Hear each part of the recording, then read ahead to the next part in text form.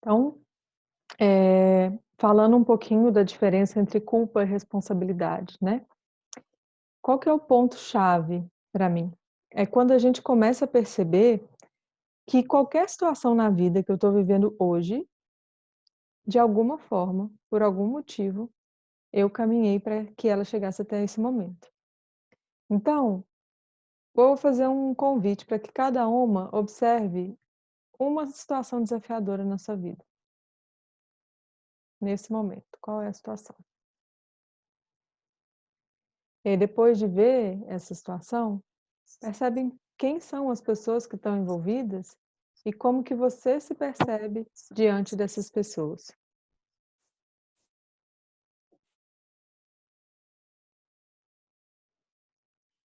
Qual que é o sentimento que vem?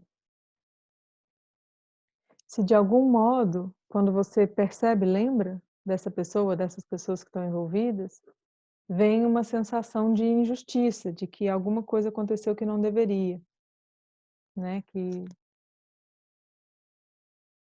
de alguma forma você é vítima daquela pessoa. E aí a gente vai lembrar quais foram as pequenas escolhas que te levaram a chegar até esse momento. Lembrando que escolha pode ser inclusive se abster de agir, se abster de escolher, porque às vezes a gente simplesmente deixa com que o outro escolha por nós, faça por nós, tome decisões por nós, e isso também é escolher, né. Então, quando a gente pensa em culpa ou responsabilidade, é muito importante a gente perceber também o que que a frequência da culpa traz para a gente e o que que a frequência da responsabilidade traz. Por quê? A culpa é aquele lugar que, embora seja necessário, porque uma pessoa que nunca sente culpa, nunca sente remorso, nunca sente, eh, que o que ela fez está errado, ela é um perigo para a sociedade. Os psicopatas são assim. Então é normal, por exemplo, que se você, faz algo de mal para uma pessoa, né, você faz algo, agride uma pessoa, bate uma pessoa, até num acidente, por exemplo. E é normal que, por empatia, a gente sinta isso, né, "Nossa, não devia ter feito. Puxa vida, eu queria ter", né. Isso é o que faz com que a gente peça desculpa, isso é o que faz que a gente entre nesse lugar de entender o que que é o perdão, né. Porque se eu não acesso o que que é esse sentimento de culpa, eu causo mal para o outro e não sei nem por que que eu devo pedir desculpa. Eu simplesmente fiz porque eu quis, né. E isso nos relacionamentos abusivos é muito comum, por isso que para mim é um tema fundamental. Não só relacionamentos abusivos, mas também relacionamentos que tem muita briga ali e que eu jogo ali a raiva para o outro e acho que ele tem que pagar por isso, né. Por quê? Ah, deixa pra lá, não tô nem aí, né. Então, poder separar primeiro esses dois assuntos, não assuntos, essas 2 nuances. A culpa que te coloca para baixo, que te faz pensar: "Nossa, eu tô errado", te colo né, o lugar do remorso, mas que em alguns momentos vai ser necessário, porque é só eu percebendo que eu fiz algo de mal para alguém que eu posso querer não fazer mais e optar por não fazer mais. Então, num relacionamento com outra pessoa e eu percebo que aquela pessoa pede desculpa, mas continua fazendo. Fala: "Pelo amor de Deus, me perdoa", mas continua fazendo, né. Isso é um grande sinalzinho para entender que é muito provável que ela não está nem aí, que ela só está te manipulando, ela só está fazendo com que você mantenha aquele posicionamento ali e vai te cozinhando, né. É o bom e velho cozinhar o outro. Agora, o que que é ser responsável? É entender dentro daquela situação qual que é o seu ponto.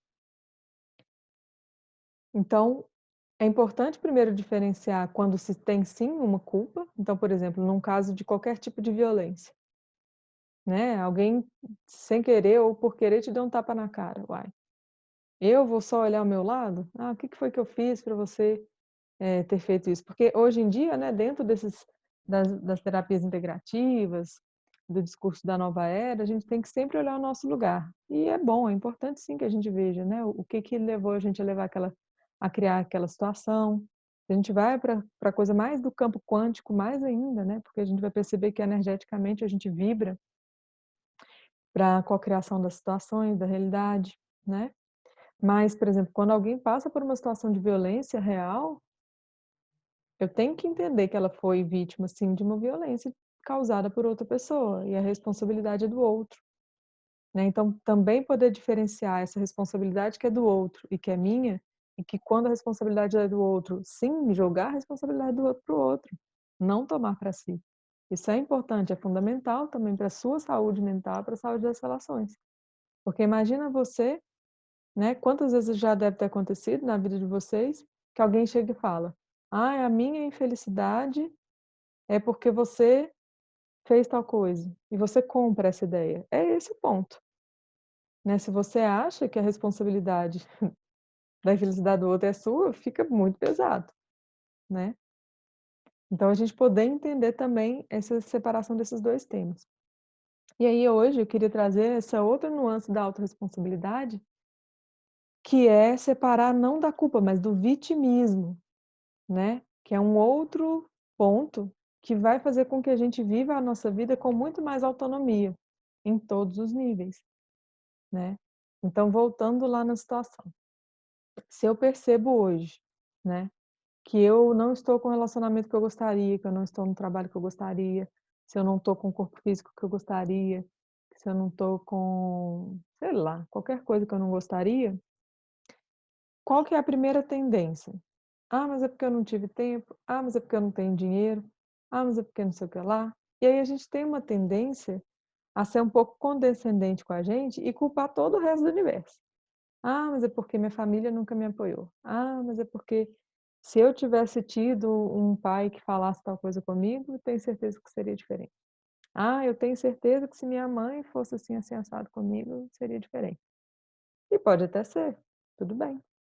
Agora, que culpa, que responsabilidade, que grau de responsabilidade que você joga para essas outras pessoas e para o universo, para sua não tomada de decisão hoje, para a construção do seu presente e seu futuro. Porque uma coisa é eu falar: "Ah, minha mãe, meu pai, meu tio, meu avô, todo mundo foi assim ou não foi assim comigo quando eu era pequeno, quando eu era criança", né. E a criança ela é mais vulnerável mesmo em termos de condição. Agora, o que hoje te impede de continuar realizando, né. Então, tem um exemplo, né, que eu ouvi outro dia que eu achei bem interessante. Pensa aí num tema que é bem importante para você, mas que você não faz nada a respeito. Vamos pensar aí. Vou dar o exemplo que deram, que eu acho legal pensando hoje, né. Pensar na condição dos moradores de rua atualmente com essa situação de pandemia. Aí eu posso te perguntar: "Você se preocupa com isso?" Aí algumas vão falar que sim, outras podem pensar que não. Mas digamos que você sinta que é algo relevante para você. Aí eu te pergunto, você está fazendo alguma coisa em relação a isso? A isso que você diz que é importante para você? "Ah, não, mas é porque eu não estou com tempo de fazer tal coisa, eu não tenho dinheiro para fazer tal coisa".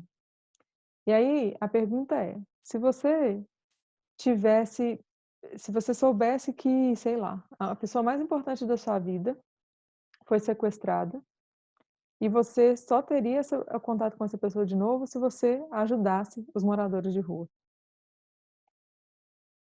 Você dá um jeito, não dá? Você arruma dinheiro, você arruma tempo, você arruma qualquer coisa. Mas se você souber que uma pessoa importante para você está em risco, ou seja, isso se torna uma prioridade para você, você vai fazer. Então, muitas vezes, o que a gente arruma como desculpa para não realizar as coisas na nossa vida é por não colocar prioridade. E tá tudo bem não ser prioritário. A gente tem milhões de coisas para fazer. Agora percebe como muda eu dizer: "Olha, eu não estou ajudando os moradores de rua, porque não é uma prioridade para mim, porque eu estou fazendo várias outras coisas, resolvi direcionar meu dinheiro para outra coisa, meu tempo para outra coisa e sinto muito. É algo que até me preocupa, mas não é tanto". É muito mais autêntico e genuíno do que falar: "Nossa, eu adoraria, nossa, mas está tão difícil a minha vida, você não está sabendo, eu estou fazendo tanta coisa, tá uma correria menino, você não sabe. É difícil a minha vida". Percebe como é diferente, né? Então, quando a gente toma autorresponsabilidade, e aí é para as pequenas coisas da vida. Isso não tem que ser para aquela meta grandiosa, que você já sabe que é a sua responsabilidade. Mas é você tomar para si cada momento que você deixa de dizer que está fazendo uma coisa que você quer, para falar que não está fazendo por causa de qualquer outra coisa. Como seria você fazer porque você quer e não fazer porque você não quer? E comunicar para o outro que você está fazendo porque você quer e você não está fazendo porque você não quer. Ao invés de ficar, né: "Ah, não, mas é porque hoje eu dormi tão mal". Não que você não possa dormir mal, tá? Mas é porque o quanto de desculpa que a gente fala para nós mesmos e justifica para o outro, só para a gente parecer uma pessoa melhor, para parecer uma pessoa boa, para parecer uma pessoa não sei o que lá. E quando a gente faz isso, gente, a informação que a gente dá para nós mesmos, para o nosso cérebro, é que eu não sou íntegra. Se eu não consigo dizer para as pessoas o meu motivo real, você não está dizendo para você mesmo. E cada vez que você deixa de fazer uma coisa e fala que foi por outra coisa, você está deixando de mostrar para você o quanto você pode, né. Então, esse chamado, assim, né, esse convite que eu faço para a reflexão da autorresponsabilidade, é perceber que, por um lado, sim, torna tudo muito mais "uau, e agora, né, eu vou ter que lidar com as minhas questões", né, vai. Quer dizer, você vai ter escolha, você pode não fazer, você pode continuar fazendo tudo do mesmo jeito. Mas, quando a gente faz isso, por um lado pode parecer mais pesado, mas por outro é muito mais libertador, porque aí a gente percebe o quanto de fato a gente consegue, decidir, né, decidir então: "Ah, então agora eu não quero fazer", né, e você pode comunicar da forma como você quiser, você pode até não comunicar para o outro, mas você saber dentro de você que você faz ou deixa de fazer porque você quer. E que hoje a situação da sua vida, dessa situação que mais te desafia, só está assim porque em algum momento, ou em muitos momentos, foram diversas pequenas escolhas que levaram você até esse momento, né. Então, o convite é, nessa situação que você está vivendo hoje, quais foram as escolhas que você teve, que vai ser importante você acolher agora e entender que você de 5 minutos atrás já não era a mesma. Então imagina você de 1 ano atrás, 10 anos atrás, seja lá quando foi que você tomou essa decisão, ou esse tanto de decisão. E o que hoje você gostaria de ter, fazer, ser, desenvolver, que pode ter uma mudança interna. Porque percebe que quando a gente se coloca nesse lugar de autorresponsabilidade, aí sim a gente se empodera. Aí sim a gente fala: beleza, até hoje minha vida estava desse jeito, mas agora eu quero outra coisa".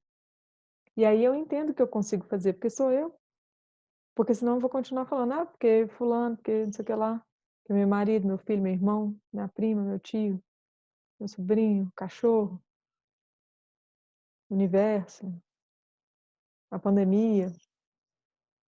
Claro que, gente, eu não sou dessas que também acha que: "Ah, não existe nada não, é só a minha bolha que está aqui". Não, existe aí um contexto aí de, né, eh um contexto amplo de pandemia que faz com que várias coisas estejam num estilo anormal, um atípico. Mas ainda assim, muita coisa a gente pode fazer, e que às vezes a gente simplesmente acha que não. E fica muito mais fácil, não é muito justificável a gente não fazer coisas hoje, por causa da pandemia, né, baseado: "Ah não, não vou por causa". É uma justificativa que fica fácil. Só que é fácil para falar para o outro, agora dentro de você, você sabe quando não é por isso. Então o meu convite é esse, para que a gente possa fazer uma pequena reflexão, né, de qual é a tomada de consciência de autorresponsabilidade que hoje você pode ter na sua vida, que você sabe que se você resolver, escolher e começar a dar pequenos passinhos nessa direção, que você vai criar a transformação que você quer. Mesmo que não seja aquela transformação mais fácil, mais simples, porque nem sempre as coisas na vida são fáceis e simples, ainda mais quando demanda chacoalhar dentro, né, que demanda reposicionar, que demanda você dizer: "Ixi, agora a responsável pela minha vida sou eu. Danou-se, lascou", e, né, porque é muito mais fácil dizer que a gente não está fazendo por causa dos outros. E quando a gente começa a falar: "Ih, tem um lado aí que eu não estou fazendo é por minha causa mesmo. Xi, e agora? O que que eu faço?". Você pode não fazer nada, tudo bem, tá tudo certo. Agora então como que seria você chegar e falar assim: "Eu não vou fazer nada porque eu não quero fazer nada. Neste momento eu não dou conta de fazer alguma coisa". Olha que legal, hoje na troca, algumas de vocês falaram isso. "Eu vi que nesse momento eu não dou conta, não tô afim de dar conta". Maravilha, olha que diferença que é falar assim: "Ah, eu não tô dando conta porque o universo, porque não sei o quê". Não, eu escolhi. Agora na parte da tarde, eu vou fazer vários nadas. E é isso que eu escolhi fazer, nada, né. "Ah, eu escolhi que eu não vou usar essas ferramentas agora, eu vou preocupar com isso depois". Eu sou assim, gente, com essa coisa de perfeição, eu falo que eu vou deixar para ser perfeita daqui 2 vidas, porque essa eu não vou preocupar com isso.